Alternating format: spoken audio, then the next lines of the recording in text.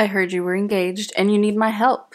So, if you're engaged, planning a wedding, planning ahead and haven't met anyone, one of my friends who I forced to watch this video, thank you for coming, and I hope that this brings you some insight of the do's and don'ts and saves you the strife that I went through. So I'm about to give you some advice that I've been building for over a year and a half. You know when you're writing an essay or giving a speech and you're told to give a reason of why you're a credible source to talk about whatever the topic is? Well, not only did I just get married in September, I was actually supposed to get married in May of this year, and I ended up having COVID the weekend of when my wedding was supposed to happen. That gave me a lot more time to prepare because we had to postpone the wedding and we were scrambling to like reschedule. So every time from when Joe proposed to when I actually got married, I would pull out my phone and just fill this advice with my whole soul because I knew that it could be helpful for other people who are gonna go through the same situation or who just want to know what they're getting into when they're planning a wedding. So here are 9 tips on wedding planning. My first tip is when you're wedding dress shopping, consider alterations. Like have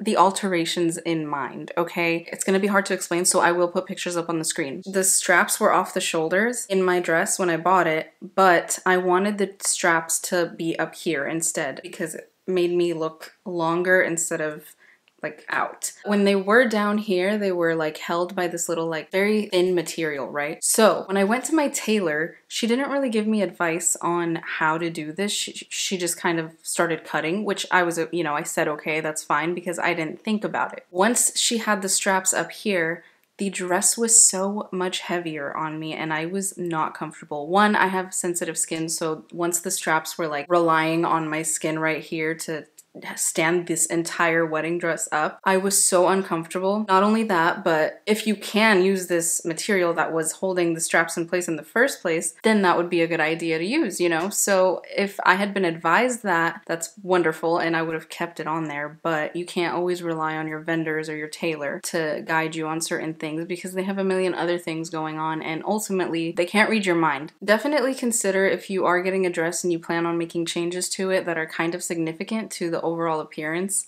maybe just think about that before you actually buy the dress because that might be something that deters you from getting that specific dress. Tip number 2 is to choose your vendors carefully. And I know this sounds like common knowledge, but I just had this mentality that I needed to hire the first person I found or the first venue we saw, and I just had this mentality of like, oh my god, if I don't lock this in, like it's gonna go away, and so what if it does? If you are just trying to like get things done, you may make mistakes in the process and just end up like rushing a decision or getting stuck with a vendor you don't like, and you're gonna be dealing and working with these people for however long until your wedding happens, and then on the day of your wedding, and you just do not want the stress of a bad vendor, or you get an overpriced venue and you find out you could have gotten a better venue for cheaper. So if it wasn't for Joe trying to tell me to like slow down on certain things, I think I would have rushed into our venue for way more money than we actually ended up spending where we did go. And just little things like that. It may be coming from excitement or it may be coming from anxiety that you just want to like get it done, but make sure to just do your research and look at pricing, look at their work, look at like everything. Consider all factors. Tip number 3 is to be realistic about your wedding favors. If you are having your wedding maybe in the middle of summertime, chocolate's probably not the best wedding favor option for you because it may very much melt, especially if your wedding is outdoors. I was initially going to have candles. That's a whole different story though because the candle company itself was a disaster, and that could be a whole nother video, but the candles ended up getting pretty much super messed up in I don't know if they made them messed up or if they, like, it melted, but it wasn't that hot to begin with. It was actually quite gloomy the few days that they shipped it over, so I don't know. But anyways, tip number 4 is to be mindful of vendors who don't have contracts. If you reach out to someone and you want to hire them for your wedding day and they don't have you sign something, even if it's not this long contract, but any type of like document that states I'm going to give you my services on this day. This is what the services entail. This is what happens if you cancel. Certain things like that, that's super important, because if you don't have a contract in place, that screws you and them over, honestly. Like, you could cancel on them last minute when they could have booked another wedding. For you, they can change the price on you last minute, or they can throw something in like, oh, I actually charge for gas.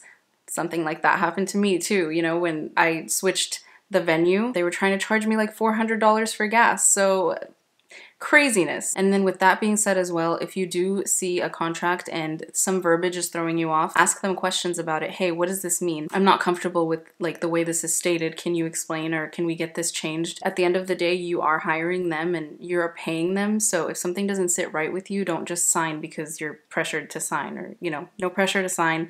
Maybe the contract is just too much for you and you'd rather keep looking. Okay, tip number 5, whatever you use, if you use your phone calendar or if you use a like written planner for your calendar, for your meetings and stuff like that, or your appointments, please use it, like for everything, for every little thing. The closer you get to the wedding, there's going to be more things you have to do. Like, you might be meeting with different vendors, or you might be having to pick up something from Staples, like just little things that are going to get lost in your mind because you're thinking of 1,000 things. People are hitting you up to change their seat last minute, or to tell you, hey, can I bring my aunt's, uncle's, cousin's, brother's, sister's friend with me? And you're just thinking like, I don't know, can you? There's no space. Like, I don't know what to do. Hold on, let me check. You do not want to be like double booking things and then having to deal with the stress of having to move an appointment over to make room for the one you double booked on. So just use your calendar. Tip number 6 is more tailored to if you are a woman marrying a man. We have grown up, you know, as women to think this day is about us and our vision, and,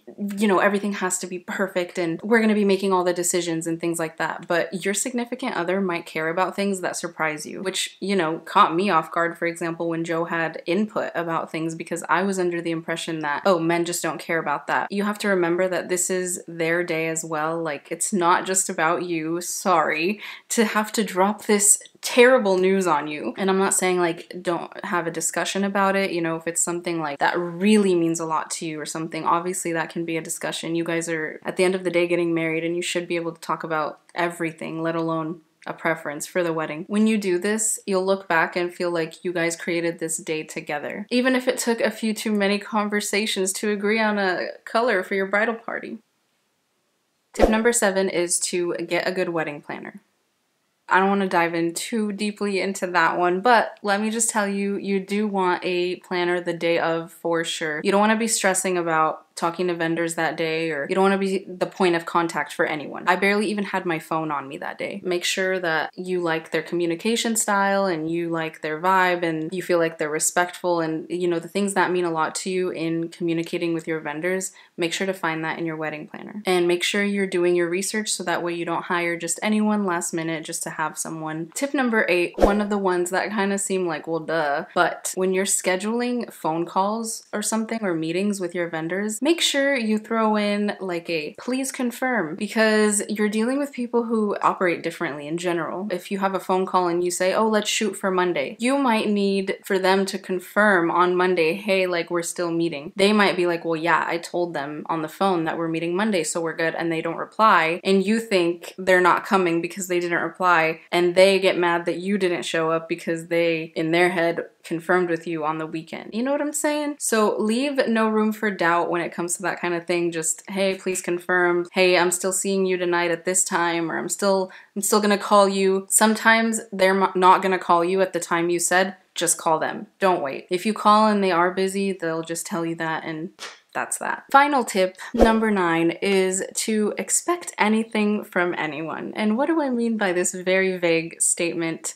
I don't want to get too into it because it is a little personal, but one of my bridesmaids actually dropped out of the wedding. I want to say a month or a month and a half before the wedding. It was someone who was really close to me, so it was quite a shock, especially because, in my opinion, the reason could have been worked with. Not everyone's world is going to adapt to your day and what you want. Things are going to happen, and you can't let it like derail you from your happiness and your wedding planning and everything, and most of all, like, your love for your partner. That situation situation in itself really kind of brought me down. Like it would just pop up into my head and like re-anger me all over again until I kind of just didn't want to let it anymore. If it is something along those lines where it's something that is out of your control that someone did, so be it. There's certain things you can't control, and you just have to be at peace with whatever happens, happens. At the end of the day, I'm showing up on this day to marry the love of my life. That's really it. All of this fluff doesn't actually really matter as long as you're marrying someone who's going to be compassionate and kind to you and just love you for hopefully ever. Those are my 9 tips for your wedding day. Well, for planning your wedding day, I could do another video for specifically the wedding day and after. Sorry, I forgot to mention, I did get a few questions on Instagram pertaining to the wedding day and the wedding planning and stuff like that. A lot of really good questions. So I'm actually gonna make that into a separate video, wedding Q&A type thing, because this one got a little too long. So if you asked a question in my question box on Instagram, don't feel like I'm like ignoring you or not gonna acknowledge it, but that will be a whole separate video. So if you enjoyed the video, please give it a like and make sure to subscribe before you go, and let me know what else you'd like to see from me. And if you have questions that I didn't go over, please leave them down below and I will answer them for you. That's it. Bye. Are you getting married? Because sis, you're at the right video. Are you listening? Damn.